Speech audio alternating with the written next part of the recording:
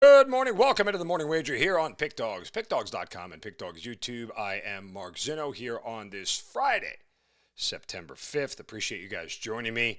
A little bit of an up and down show yesterday, just 1 and 3, but we were really close on Logan Allen's strikeout prop, and clearly Kansas City was the right read.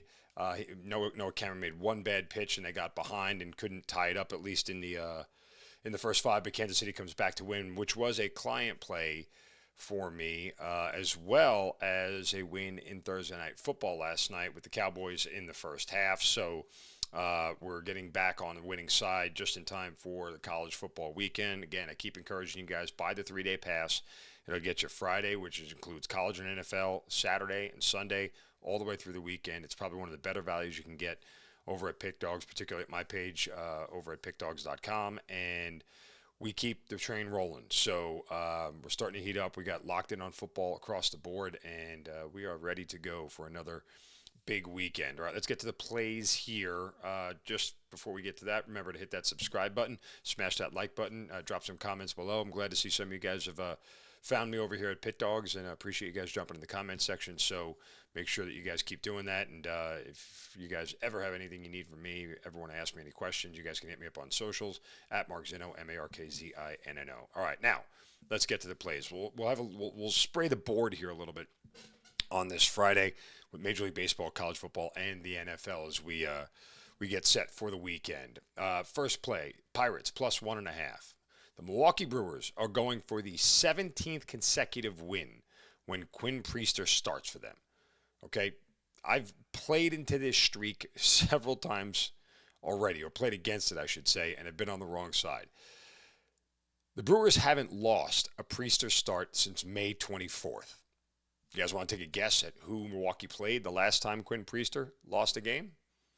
You guessed it, the Pittsburgh Pirates. So, look, I know it's crazy to step in front of this streak, and it doesn't make a ton of sense. Pittsburgh just swept the Dodgers. You have to feel like they're set up for a letdown. I don't care. I have to play this. How fitting would it be for this streak to be bookended by losses to the Pittsburgh Pirates? Even at that, we take the best bet we can here, which is the plus 1.5 at a pretty moderate price here. And for what it's worth, of the 4 games they've played in Pittsburgh this year between these two teams, 3 of the 4 were one-run games. So that bodes well for the plus 1.5 here.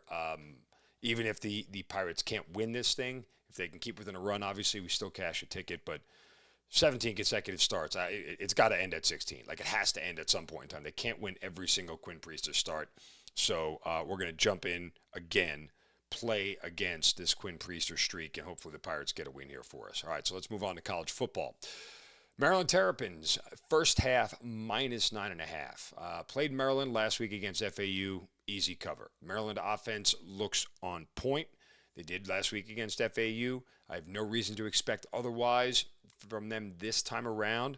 They play fast-paced. They get up and down. They should score points. But Northern Illinois is a scrappy team. And I don't want to lay, essentially 4 scores or three touchdowns, with the 17.5 for the full game. Northern Illinois beat Notre Dame last year. So, I say this all the time when I talk about game scripts. If they ain't covering early, they probably ain't covering late. And that's kind of what I feel like for Maryland. If Maryland's not leading by at least 10.5, I don't think that they had a shot to cover this game, period. That means Northern Illinois isn't going away. Is there a game script that develops where Maryland struggles early and boat races them in the second half? Sure. Does that happen from time to time? Absolutely. Do I like to play into that logic? Nope. Not at all.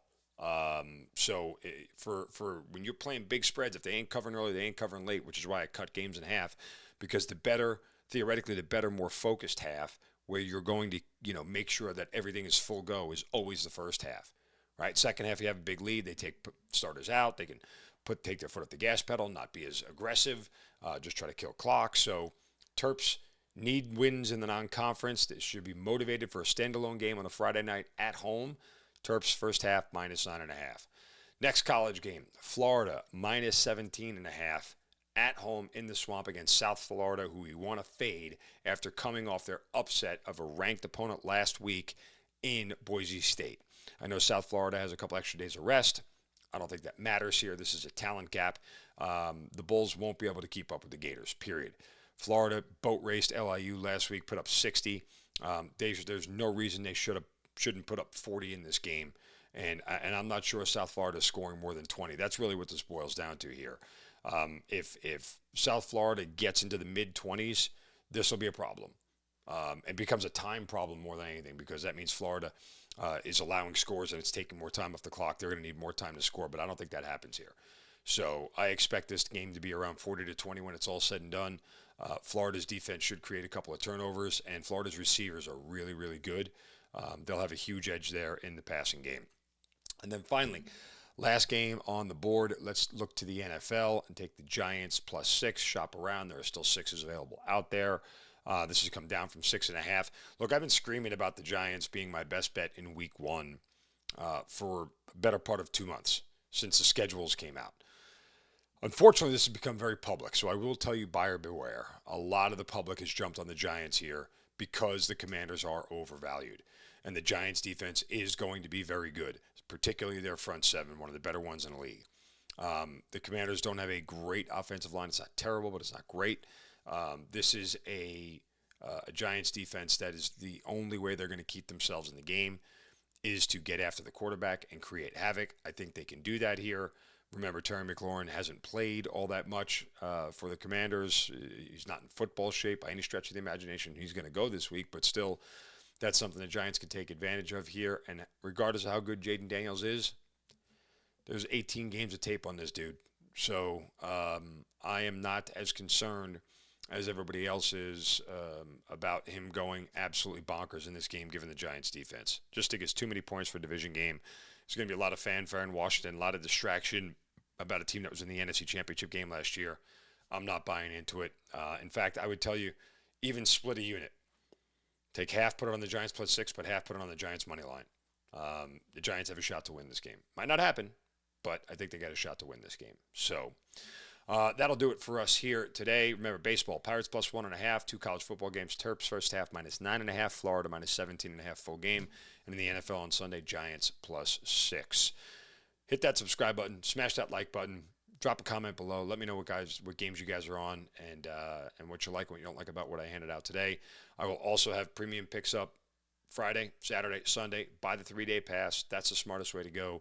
But I'll also put all those games up individually for you guys. My Saturday college card is all but done. I've already posted some college plays, some NFL plays up on my page. So go to my page, my premium page, over at pickdawgz.com. You guys have a great Friday night. Have some fun. Go cash some tickets. We'll talk to you on Monday.